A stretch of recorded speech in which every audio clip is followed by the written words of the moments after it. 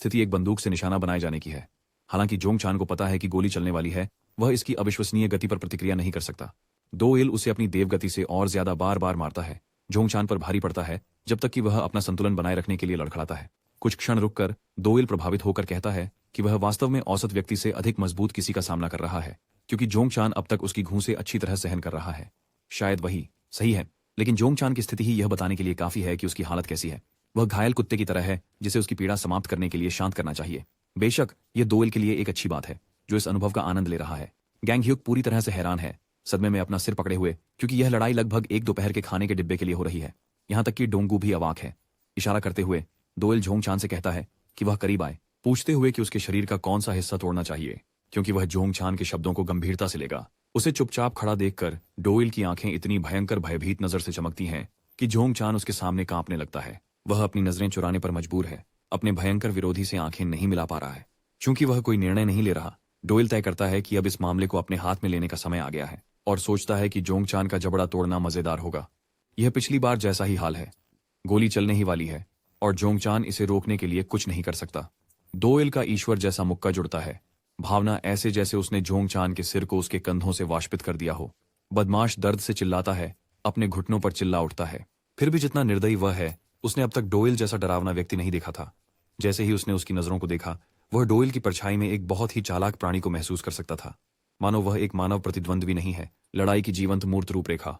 उसकी बकबक बंद हो जाती है जब डोइल उसके जबड़े पर एक किक मारता है, उसके जबड़े की हड्डी को तोड़ देता है।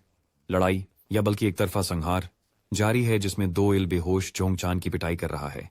अस्पताल में डीन अपनी पत्नी के साथ कॉफी का लुत्फ उठा रहा है, जबकि उसे छुरा घोंपने वाला अपराधी बुरी तरह से पिट रहा है। जब तक डोइल खत्म करता है, वह थकान से हाँफ रहा होता है।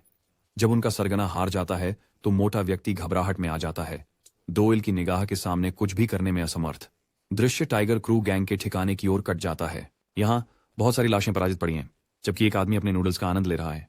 जी चोल आखिरकार टाइगर क्रू के नेता से व्यक्तिगत रूप से मिला, और क्योंकि उसे समझौते का परिणाम पसंद नहीं आया, उसने अपने मनोरंजन के लिए उनकी कीमती नसों को काटने का निर्णय लिया। यह जानते हुए कि ये लोग किसी भी पल उसे धोखा देने के लिए तैयार थे, वह उनके नेता को अपनी चॉपस्टिक से उसकी त्वचा छुपाकर यातना देता है।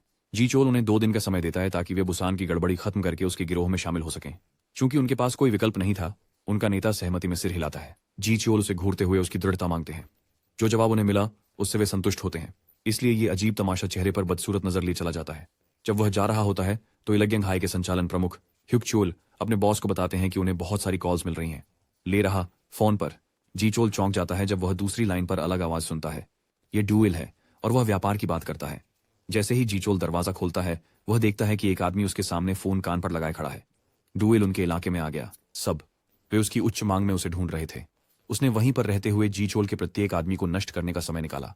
एक डरावनी मुस्कान अपनाते हुए जी चोल खुद को पहले से अधिक मनोरंजित पाता है।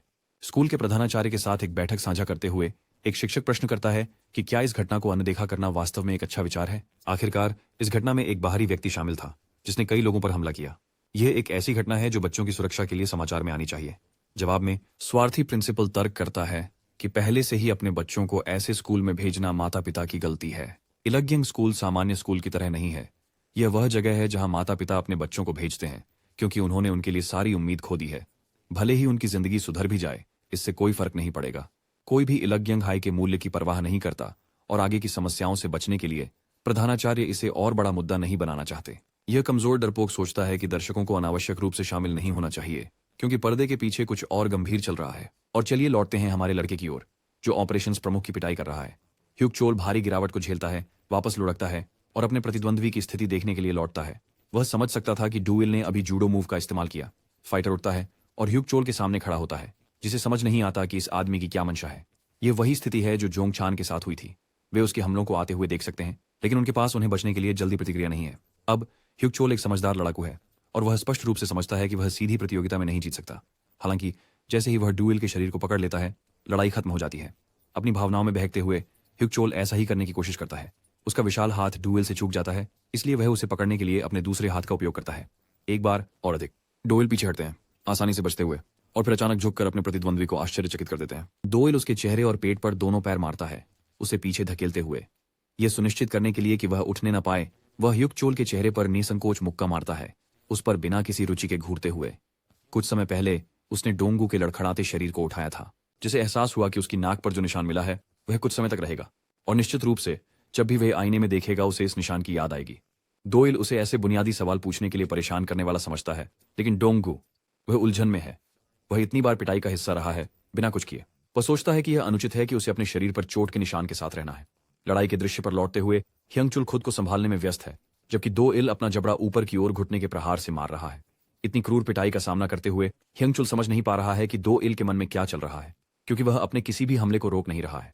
जब भी वह हमला करता है ऐसा लगता है जैसे वह अपने पापानेट को मारने का लक्ष्य बना रहा है। ह्यंगचुल की अपनी पृष्ठभूमि की कहानी है। उसे हमेशा एक विशेष व्यक्ति के रूप में सराहा जाता था, जिसके पास एक अनोखी प्रतिभा थी।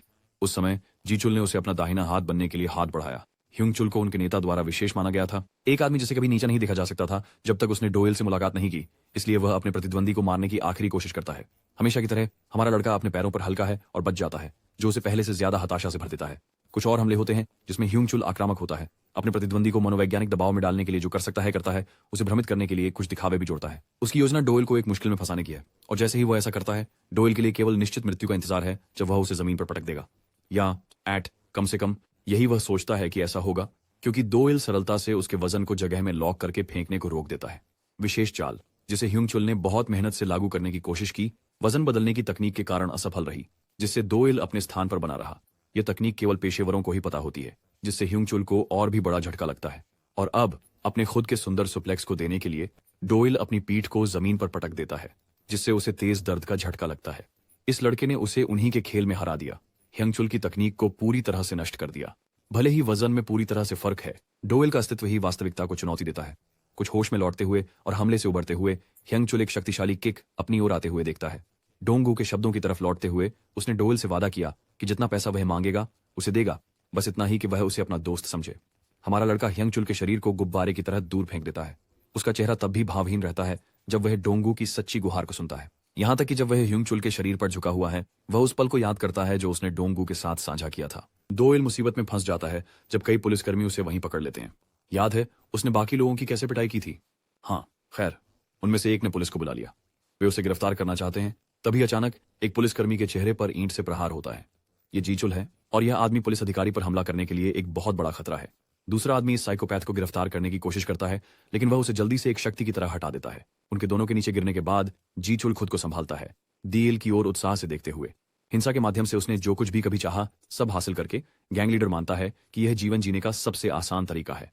जब वह केवल मस्ती करना चाहता है तो वह दूसरों को उसे रोकने नहीं दे सकता। गैंग का नेता यहां तक कि डोइल के साथ दोस्त बनने की पेशकश करता है, ये तर्क देते हुए कि वह हमारे लड़के की क्षमता को बेहतर बनाने में मदद कर सकता है। क्या? और गिरोह को उनकी पूरी समर्थन मिलेगा। उसने जापान के याकुजा ओकिता ग्रुप के मुखिया का जिक्र इसलिए किया क्योंकि हिंसा आसानी से पैसे का शोषण करती है। वह अपना प्रस्ताव 2 इल को बढ़ाता है, जिसे उसे खुश करने में कोई दिलचस्पी नहीं है, और शुरुआत से ही अपनी पूरी स्पीड पर आ जाता है। उसकी मुट्ठी एक ही वार में जीचुल के चेहरे को नष्ट कर देती है। 2 इल एक धमाका करता है। वही है जिसने अपने हाथों से याकुजा बॉस को मारा। यह आदमी इस गति से अदम्य है।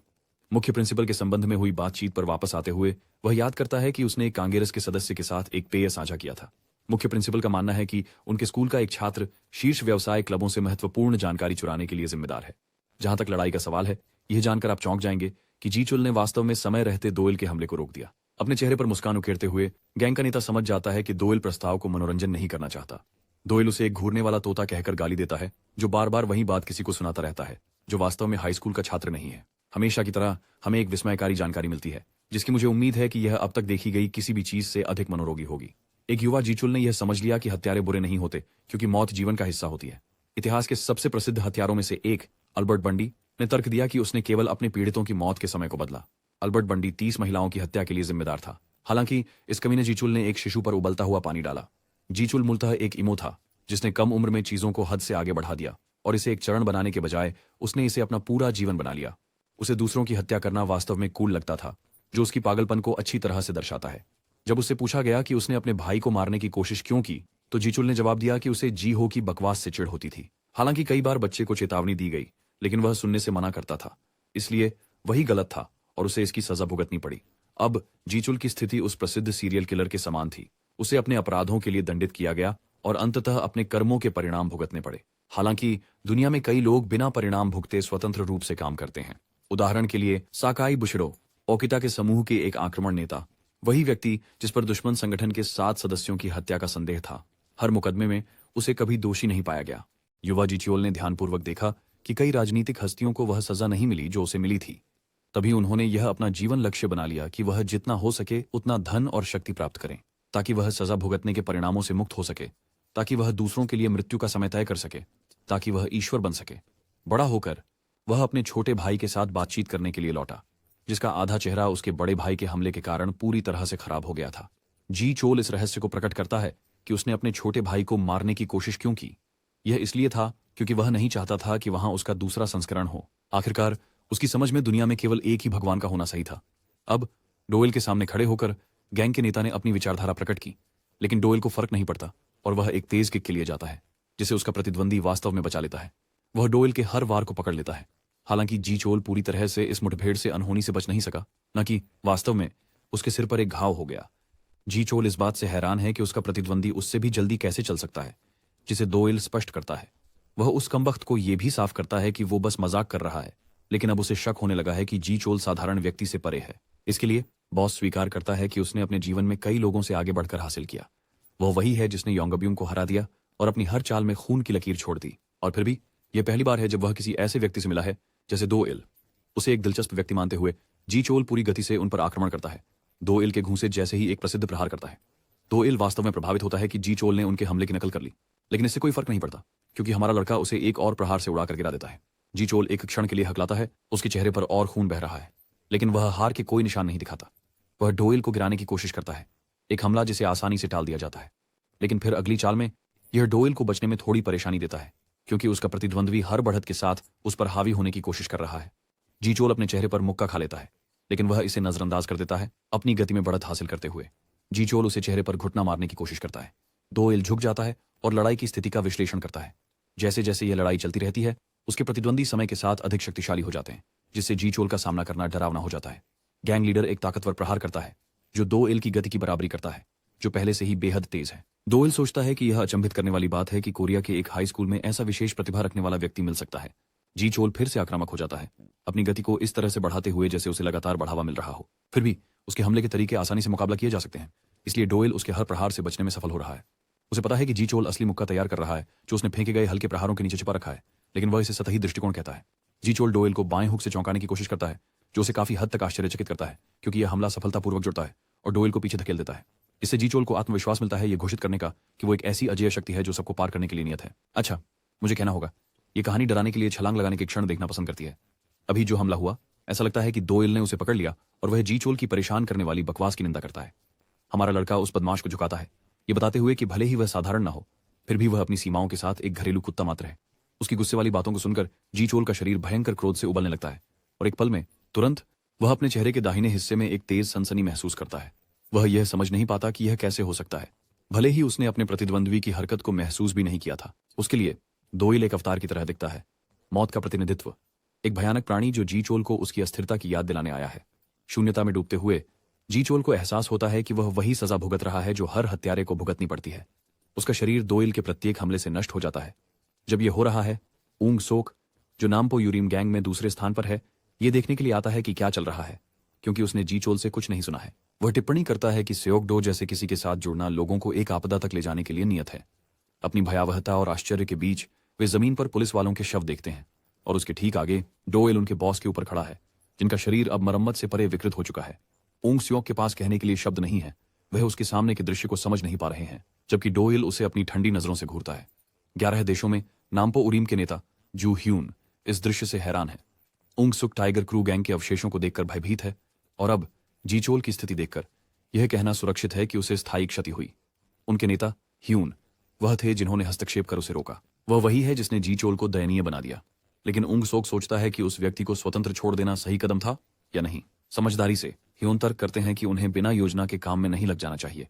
दृश्य पुलिस स्टेशन में कट जाता है, जहां पार्क चोंगसिक, एक भ्रष्ट पुलिस अधिकारी, को धमकी दी जा रही है कि उसकी जानकारी को एक रैंडम ऐप द्वारा हैक किया जा रहा है। उन्हें उन सभी भयानक अपराधों के बारे में पता है जिन्हें उसने प्राप्त घूस के बदले जाने दिया, और उनमें से प्रत्येक के साथ सबूत भी संलग्न है। उसे धमकी देने वाला व्यक्ति एक सूची की जांच करना चाहता है, वरना चोंगसिक की जिंदगी हमेशा के लिए बर्बाद हो जाएगी। अब ह्योन पर वापस आते हैं। वह कहता है कि जो उसने देखा उसके आधार पर डोएल को हल्के में नहीं लेना चाहिए। यह निश्चित है कि अगर वह गैंग्स के साथ उलझता रहा तो वह उनसे टकरा ही जाएगा। एक हल्के फुल्के अंदाज में मीना उस दिन का जश्न मना रही है और डोएल को उनका राजा और नेता बना लिया है। उसके द्वारा दक्षिणी सियोल पर कब्जा करने की खबरें समाचारों में आ रही हैं। जो कोई अपराध करता है उसका पीछा किया जाएगा। अब कोई भी गुंडा सनमून में किसी को तंग करने का मौका नहीं पाएगा। मीना सोचती है कि सोशल मीडिया के युग में पर्चे बांटना अप्रासंगिक हो रहा है, लेकिन जब आप वास्तव में इस पर विचार करते हैं तो कौन एनीमे क्लब के गीक्स के सोशल्स की जांच करेगा। बदमाश नौकरी खोने पर शिकायत कर रहे हैं, जो कि मजेदार है अगर आप इस पर ध्यान दें। डॉयल परवाह नहीं करता और अपने कान बंद कर लेता है। रास्ते में वापसी करते समय डोंग गू कहता है कि उसने डॉयल के लॉकर में बोनस धन जोड़ा है। उसके आगमन के बाद से स्कूल के छात्र शांति से जी रहे हैं। आखिरकार ये हो रहा है। हाई स्कूल अब युद्ध का मैदान नहीं रहेगा। उसने कभी उम्मीद नहीं की थी कि डॉयल इलगियंग हाई गैंग के पूरे समूह को नष्ट कर देगा। भाई ने तो जी चुल की फोटो भी भेजी जो जमीन पर पड़ी हुई थी। डोंगकू सोचता है कि क्या उसने इमेज को फोटोशॉप किया है, लेकिन डॉयल तर्क करता है कि अगर उसने ऐसा किया होता तो काम बहुत आसान और सरल हो गया होता। डोंगकू डॉयल की शक्तियों की प्रशंसा करते हुए बहुत खुश है और वादा करता है कि अब से वह उसकी साइड के लिए मुसीबत नहीं बनेगा। वह सबसे अच्छे से लड़ाई करना सीखना चाहता है, जिस पर डॉयल के चेहरे पर एक उलझन भरी नजर आती है। भले ही उन्होंने इलगियंग गैंग का ख्याल रखा हो, लेकिन अभी भी बहुत सारे लोग हैं जिन्हें हराना बाकी है। उनमें से एक स्योकडोंग हाई का स्योकडोंग है। उनकी रैंक 5 की बदमाश आराम से बातचीत का आनंद ले रहा है, एक बच्चे की बातों से आनंदित हो रहा है जो चारों ओर घूम रहा है और 12 देशों को अकेले ही हरा रहा है। जी चोल की शानदार ताकत को जानकर वे यह मानना नहीं चाहते कि एक बच्चे ने उसे आसानी से हरा दिया। डोंग ह्यूक को यातना देते हुए वे उसकी राय पूछते हैं और उसे पटक देते हैं। स्योक ह्यूक उसे आसानी से नहीं छोड़ रहा है और बच्चे को गेंद लाने का आदेश देता है। डोंग ह्यूक खुद को संभालता है और तुरंत गेंद पकड़कर बदमाश को वापस दे देता है। उसे अपनी शर्मनाक जगह पर वापस जाने को कहा जाता है। उसे बेवकूफ होने के लिए शर्मिंदा किया जाता है। गुंडे उसे चिढ़ाना जारी रखते हैं। उसे उसके परिवार से पैदा हुए मंदबुद्धि होने के लिए ताने मारते हैं। लड़का चुप हो जाता है, जिससे स्योक ह्यूक को गुस्सा आता है। वह फिर भी जवाब नहीं देता, इसलिए मोटा लड़का बेसबॉल सीधे उसके चेहरे पर मारता है। डोंग ह्यूक बेबस होते हैं और वह झुक जाते हैं, लेकिन गेंद डॉयल तक पहुंच जाती है, जो उसे आसानी से पकड़ लेता है। वे ऐसी मुठभेड़ की उम्मीद नहीं कर रहे थे। अब असली अपराध यह है कि गेंद को रोकने के लिए डॉयल को अपना सुअर का मांस खोना पड़ा। गुंडे उनकी पहचान पर सवाल उठाते हैं, लेकिन शब्दों के बजाय हमारा लड़का अपनी मुट्ठी से जवाब देता है। इस मोटे के मुंह से दांत निकाल देता है। समूह की इकलौती लड़की डॉयल को पागल कहती है, जबकि वह अपना लंच बॉक्स डोंगू को देता है। अचानक वही लड़की उसे आकर्षक पाती है। यह आदमी जहां भी जाता है वहां सबको दीवाना बना देता है। स्योक ह्यूक के गुर्गे आगे बढ़कर इस सुंदर व्यक्ति से निपटने के लिए आते हैं, यह पूछते हुए कि क्या सनमून हाई स्कूल का छात्र उनके खिलाफ युद्ध करने के लिए पागल हो गया है। जवाब में डॉयल अपनी बंदूक निकालता है, इसे गंजे के सिर की ओर इंगित करता है और ट्रिगर दबा देता है। नीच लोग विश्वास नहीं कर सकते कि अभी क्या हुआ। वे समझ नहीं पा रहे हैं कि उसने कोरिया में किसी के खिलाफ असली बंदूक कैसे इस्तेमाल की। सुनहरे बालों वाला एक ही किक से नीचे गिर जाता है और फिर डॉयल उसकी गर्दन को अपनी कोहनी में जकड़ लेता है। उसका चेहरा दीवार में ढंसा देता है। जोकर को और अपमानित करने के लिए वह रबर की गोलियों से उसकी नितंबों पर प्रहार करता है। उसे सदी का सबसे अपमानजनक पिटाई देता है। इसके बाद मैं तो बस देश छोड़ दूंगा। सच कहूं तो डॉयल अपनी यात्रा जारी रखता है और 2 और एनपीसी दिखने वाले शख्सियतों से सामना करता है, यह घोषणा करते हुए कि वह एक साथ सबका सामना करने के लिए तैयार है, क्योंकि ये लोग परेशान कर रहे हैं। आप अंदाजा ही लगा सकते हैं कि उसके बाद क्या हुआ। खैर, जब तक वह खत्म करता है उनके स्कूल की लड़की परेशान हो उठी है। स्योक ह्यूक में इतनी हिम्मत है कि वह टूटी दांतों के बावजूद उसके खिलाफ खड़ा होता है। वह पूछता है कि क्या वह इलगिंग से भेजा गया कोई हत्यारा है जो उन्हें खत्म करने आया है। डॉयल उन्हें कोई दया नहीं दिखाता। जोकर का सामना करता है, जो चिल्लाता है कि उसे जी चोल को पकड़ने का काम सौंपा गया है, जो हास्यास्पद है क्योंकि डॉयल उसे तुम कौन हो भाई की नजर से देखता है। स्योक ह्यूक बेवकूफी से उस आदमी पर हमला करने दौड़ जाता है जिसने कुछ पल पहले ही उसके दांत तोड़ दिए थे। डॉयल उसे नीचे देखने की चेतावनी भी देता है, लेकिन यह एक झूठ साबित होता है क्योंकि वह उसके चेहरे पर बंदूक तान लेता है। एक हेडशॉट काफी है जोकर को हवा में उड़ा देने के लिए। उनका अगला लक्ष्य स्योकडोंग हाई है, क्योंकि डॉयल बदमाश के ऊपर मंडराता है जो यह नहीं समझ पाता कि वो उन पर हमला क्यों कर रहा है। इसके जवाब में वह आदमी एक शब्द कहता है, पोर्क, और फिर वह ट्रिगर दबा देता है। स्योकडोंग हाई के सफाई की शुरुआत करते हुए घटना के 2 महीने पूरे हो गए। मौसम बदल रहा है और जिंजू तेजी से हमारे लड़के की प्रशंसक बन गई है। डॉयल उसे याद दिलाता है कि 20 साल के आदमी के रूप में इतना शर्मनाक न हो। वह डॉयल के दाहिने हाथ बनने के लिए स्वेच्छा से तैयार है। जहां भी वह जाता है उसका अनुसरण करता है। जिंजू का तर्क है कि कोई भी शक्तिशाली व्यक्ति अंत में बड़े भाई के रूप में बदल जाता है, और लंबे समय तक उसने जी चोल की पूजा सबसे ऊंची पहाड़ी छोटी के रूप में की। लेकिन अब उसने सीखा कि जी चोल जैसे व्यक्तियों से भी बड़ा पहाड़ मौजूद है। बेशक डॉयल अपने विचारों में खोया हुआ स्ट्रोलिंग कर रहा है, याद करते हुए कि उसने जोंगचान को गिरफ्तार करवाया था, लेकिन किसी कारणवश जिंजू बिना सजा के बच गया। आखिरकार जिंजू को सिर्फ एक चेतावनी मिली क्योंकि उसने कोई जानकारी नहीं दी। इस जोकर को केवल जिम में मांसपेशियों का निर्माण करने की परवाह थी, इसलिए पुलिस अधिकारी उस मामले में असहाय था। जिंजू उनसे सहायक के रूप में स्वीकार करने की विनती करता है, अपने जीवन भर उनकी सेवा करने की कसम खाता है। डॉयल परेशान हो रहा है, इसलिए वह स्वीकार कर लेता है। जब यह हो रहा है तो हॉट मीना अपनी आकर्षक फिगर की तरफ ध्यान खींचती है, लेकिन हमारा लड़का इतना सिग्मा मेल है कि उस पर ध्यान नहीं देता। मीना सोचती है कि कोई उसका पसीना पोंछ दे, और जब जिंजू यह करने का ऑफर करता है तो वह उसे परवर्ट कहती है। इस बिंदु पर डॉयल इन जोकरों को मारने और कोरिया से भागने की संभावना को मनोरंजन करना शुरू कर रहा है। डोंगू के लिए उसे एक व्यायाम के रूप में सजा मिल रही है। बेचारा